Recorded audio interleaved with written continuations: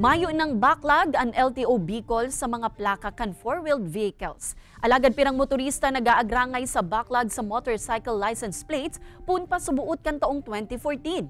Anaksyon kan LTO tanganing mainaan ini aramon ta sa pagtutok live ni Chris Novelo. Chris?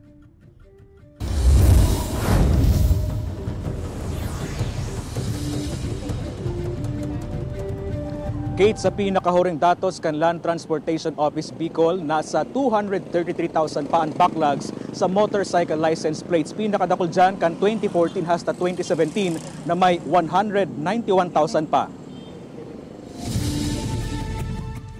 Masarong taon ng gamit ni Edgar de la Cruz ang temporary plate na inisa sa iyang pinapasadang Traymobile. Alagad hasa sa ngunyan na ipasubot niya nakukuha ang plaka kan sa iyang lunadan sa Land Transportation Office. Abala inininhulita sa iyang subotan sa iyang binayadan sa nasabing plaka. Dapat nga likutan na kung pagkakuan na kung mga sambulan na aron kaya dapat nga unakutan na mayo man na inabot ng isang taon, mayo pa man nag-aabot ang original na. Sa datos kan LTO, Bicol sarosa na si Edgar sa labi 233,000 na motorcycle owners sa rehiyon na daipa nakakakuha nin motorcycle license plate. Susog sa ahensya poon pa kan 2014 ang backlog sa motorcycle plate sa sinagparadagdag ini. Huli kan injunction kan korte sa nag-iimprenta kan plaka para sa mga motorsiklo.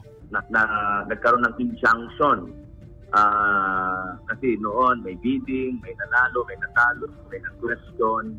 Kaya nagkaroon ng injunction a long time ago. Kaya yun ang rason.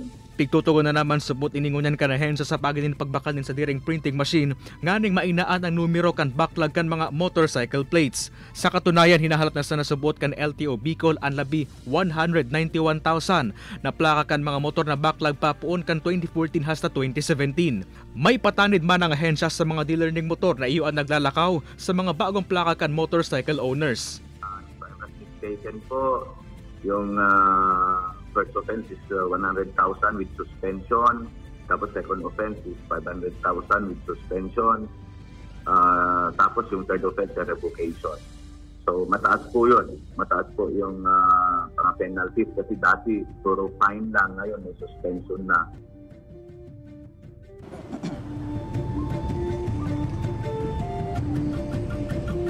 Kate, abiso man kan LTO duman sa mga motorista na mayo pang motorcycle license plates na itinutugot man itong paggamit ng temporary na plaka kung mayo pa talaga itong plaka na hali sa Land Transportation Office as long as darakan mga ini unsigned ang ORCR.